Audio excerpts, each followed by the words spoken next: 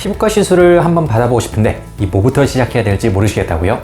자, 피부 관리를 처음 시작하는 남자들을 위한 피부과 시술 지금부터 공개합니다. 안녕하세요. 어려운 피부 지식 쉽게 이해하자 피부과 전문의 문정인입니다. 요새는 남자들도 필수적으로 피부 관리를 해야 하는 시대인 것 같습니다. 제가 지난번에 남자들을 위한 피부 관리법에 대해 소개를 드린 적이 있는데 아주 반응이 핫하더라고요. 그 영상을 보시고 조금 더 구체적으로 피부과 시술에 대한 문의를 주시는 분들이 많아서 오늘은 남자들을 위한 피부과 시술에 대해 이야기해 보려고 합니다. 워낙 다양한 피부과 시술들이 있기 때문에 막상 시술을 받고 싶어도 어디서부터 무엇부터 시작해야 될지 감을 못 잡으시는 경우가 많은데요. 자, 그런 의미에서 이 피부과 초보들도 쉽게 접근할 수 있는 가성비 넘치는 시술에서부터 꼭 받아야만 하는 시술까지 제가 총 정리해 드릴 예정이니 피부가 좋아지고 싶은 남자분들은 반드시 영상 끝까지 시청 부탁드리도록 하겠습니다. 자, 그럼 준비되셨나요? 가시죠! 제가 제 얼굴에 처음으로 받았던 피부과 시술이 과연 무엇일까요? 정말 많은 분들이 궁금해 하시는데요.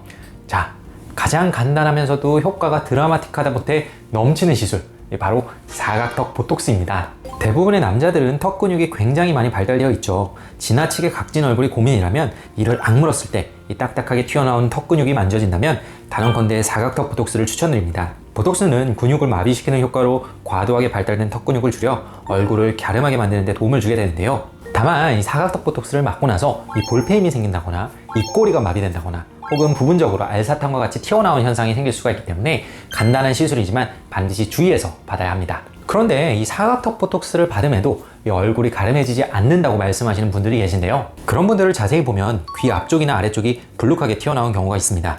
바로 침샘이 발달된 것이죠. 사각턱 보톡스를 맞고서도 얼굴 라인이 잘 개선되지 않는다면 혹여나 침샘이 발달된 것은 아닌지 한번 만져보세요. 물컹물컹한 덩어리가 만져진다면 침샘을 줄이기 위한 침샘 보톡스까지 시행하는 것이 좋습니다. 이 사각턱과 침샘이 아니더라도 미간이나 이마, 눈가, 콧등, 자갈턱, 축두근 등 표정으로 인한 굵은 주름이 있거나 근육이 비대해진 부위라면 어디든 적용 가능한 시술이 보톡스이기 때문에 피부과가 처음이신 남자분들은 보톡스부터 한번 시도해 보셔도 좋겠습니다.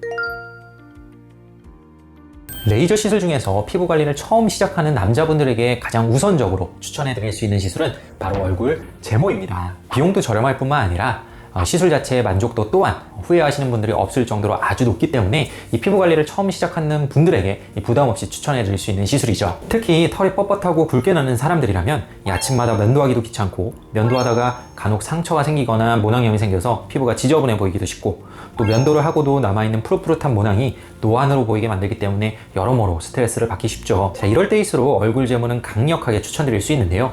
이 반복 시술 시 점점 털이 자라는 속도도 느려지고 털이 가늘어지면서 밀도가 줄기 때문에 거의 반영구적인 제모 효과를 얻을 수 있습니다. 매일 귀찮게 하던 면도도 덜 할 수 있고 검은 모낭들이 줄면서 전반적으로 피부 톤도 밝아지는 장점이 있죠. 특히 얼굴이 깨끗해지면서 나이보다 어려 보이는 효과가 있기 때문에 남들보다 나이 들어 보이는 얼굴이 고민이라면 단언컨대 얼굴 제모 시술을 받아보시는 게 좋습니다. 다만 시술 후에 모낭염이나 화상이 생기는 경우가 종종 있기 때문에 시술 가격이 저렴하다고 해서 아무 곳에서나 시술 받는 것은 좋지 않고요. 자칫 너무 강한 에너지가 주입되면 피부 재생을 담당하는 줄기세포가 모여있는 모낭이 전체적으로 파괴되면서 폐인 흉터를 남길 수 있으므로 반드시 주의해서 시술 받는 게 좋겠습니다.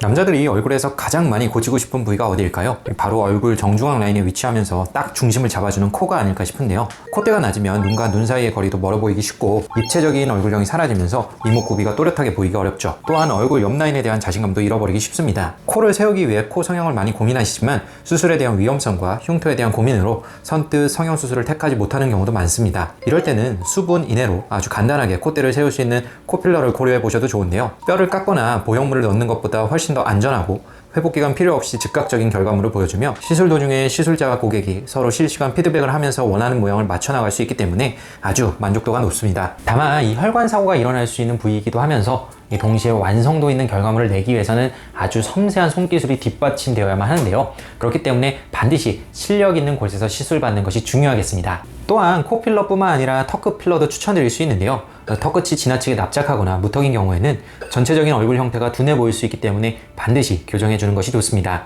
턱끝 필러는 코필러보다도 훨씬 더 간단한 시술이기 때문에 더욱더 부담 없이 받아보셔도 되지만 이 역시 안전하고 만족스러운 결과를 위해서는 충분한 경험을 갖춘 시술자에게 받는 것이 중요하겠죠. 단 턱끝 필러를 넣을 때 너무 뾰족하게 넣어서 V라인을 강조하게 되면 오히려 여성스러워 보일 수 있기 때문에 이 적절한 선에서 부드럽게 라인을 형성할 수 있도록 주입하는 것이 중요하고요. 또한 앞으로 과도하게 튀어나오게 주입을 하면 주걱턱처럼 보일 수 있기 때문에 이 반드시 앞모습과 이 옆모습을 동시에 고려하면서 모양을 만들어 나가는 게 필요합니다. 개인적으로 코필러와 턱끝 필러를 할 때 여자분들의 경우에는 가장 아름답고 부드러운 라인을 살려내려고 노력을 하지만 이 남자분들의 경우에는 선이 또렷하고 이 굵은 라인을 살려내려고 노력하는 편입니다. 물론 이 개개인의 취향 또한 반영을 해야겠죠.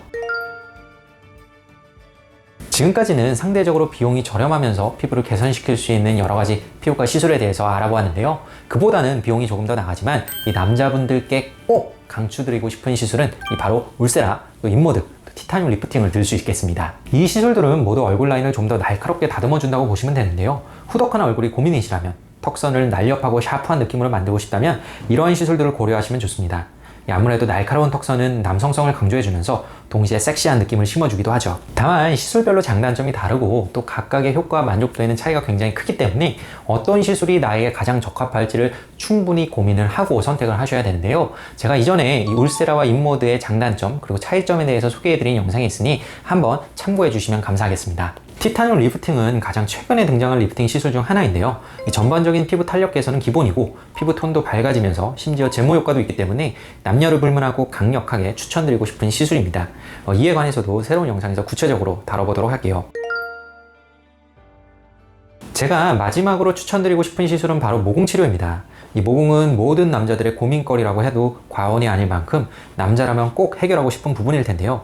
이 남자 피부는 여자 피부와 달리 피부가 더 두꺼우면서 피지량이 많아 모공이 넓은 경우가 많습니다.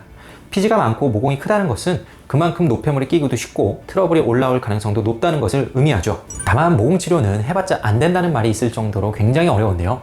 실제로 치료를 해보면 치료 반응이 좋은 경우도 있지만 이 반대로 치료 반응이 거의 나타나지 않는 경우도 있습니다. 따라서 이런 경우 치료 효과를 높이기 위해서는 획일화된 치료를 진행하는 것이 아니라 개개인의 모공 상태에 맞는 맞춤형 치료를 진행하는 것이 무엇보다 중요합니다. 구체적인 모공 치료법에 대해서는 제가 이전에 올린 영상이 있으니 한번 참고해 주시면 좋겠습니다.